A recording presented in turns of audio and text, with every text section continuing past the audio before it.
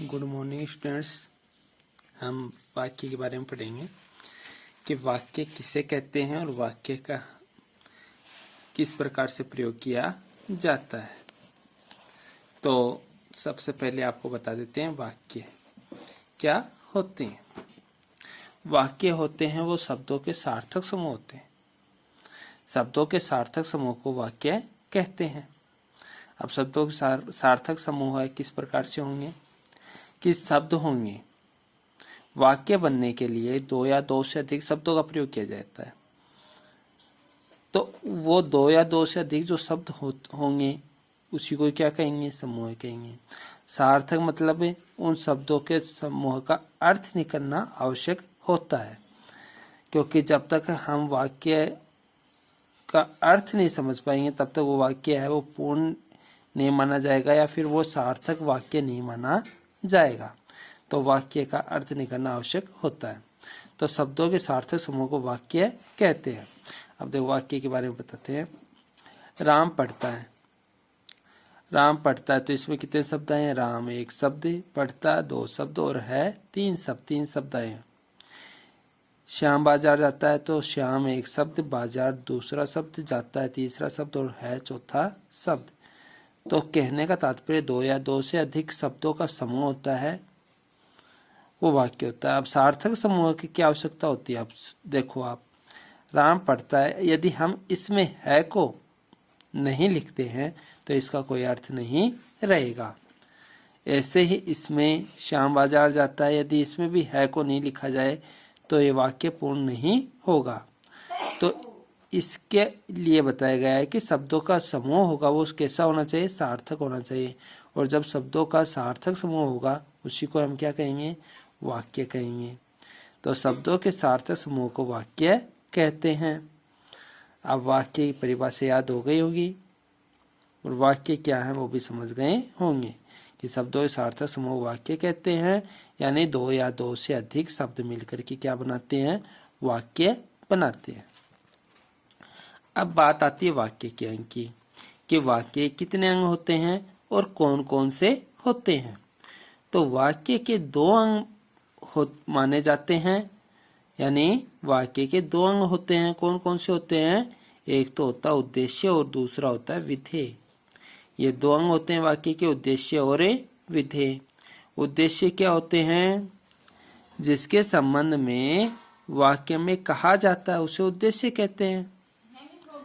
यानी वो उद्देश्य किसे कहेंगे, जिसके संबंध में वाक्य में कहा जाता है उसे उद्देश्य कहेंगे। जैसे उदाहरण के माध्यम से जान लेते हैं। सोहन विद्यालय जाता है, अनिल गाड़ी चलाता है। अब इसमें देखो विद्यालय कौन जाता है, सोहन। तो सोहन के बारे में कहा गया है ना, विद्यालय जाता है, तो सोहन क्या हो गया, उद्देश्य है। अनिल गाड़ी चलाता है, गाड़ी कौन चलाता है, अनिल। तो अनिल के बारे में बताया गया है कि अनिल गाड़ी चलाता है, तो ये क्या हो गया, उद्देश्य है। तो आप समझ गए होंगे कि जिसके संबंध में वाक्य में कहा जाता है उसे उद्देश्य कहते हैं। दूसरा आता है विधेय।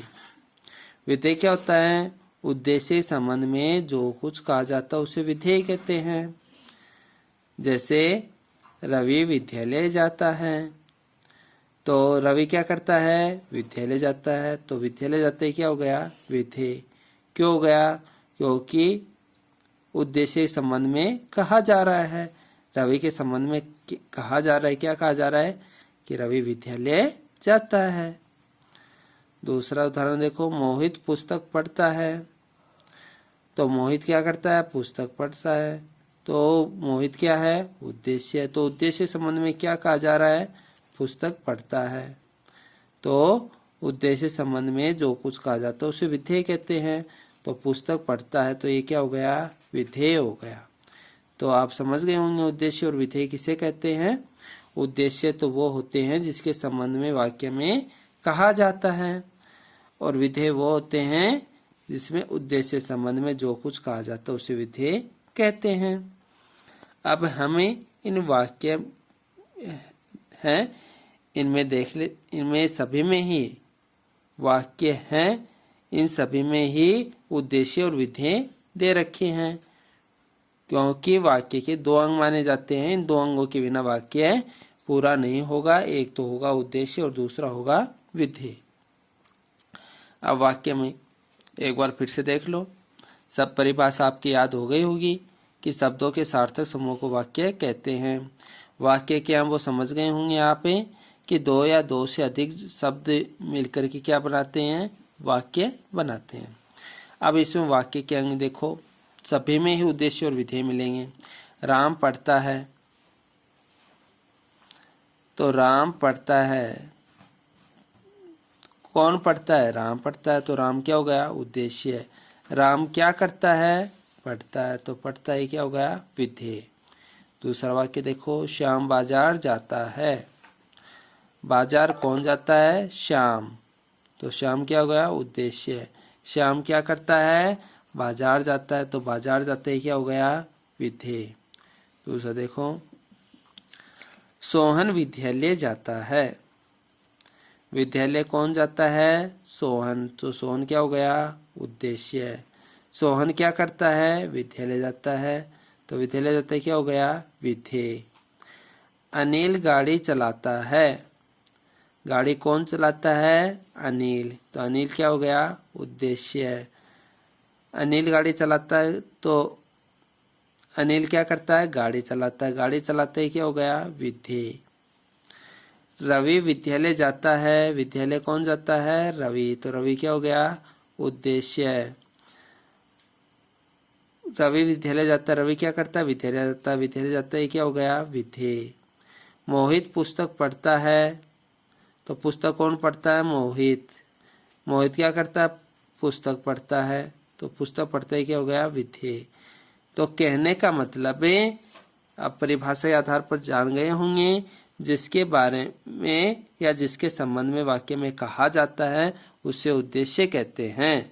यहाँ पर राम, श्याम, सोहन, अनिल, रवि और मोहित के बारे में कहा जा रहा है, इसलिए क्या हो गए?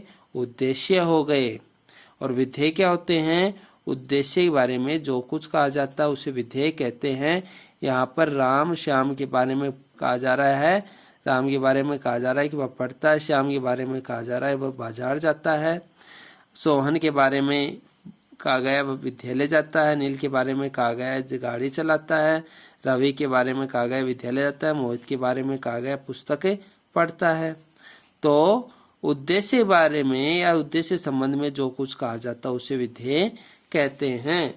तो आप समझ गए होंगे वाक्य के अंग, कि वाक्य के 2 अंग होते हैं, उद्देश्य और विधेय। तो उद्देश्य क्या होते हैं? जिसके संबंध में वाक्य में कहा जाता है वो तो उद्देश्य हो गए, और विधेय क्या हो गए? उद्देश्य के संबंध में जो कुछ वाक्य में कहा जाता है उसे विधेय कहते हैं। तो आपको ये सब याद करना है, ध्यानपूर्वक इसे देखना और समझना है। धन्यवाद।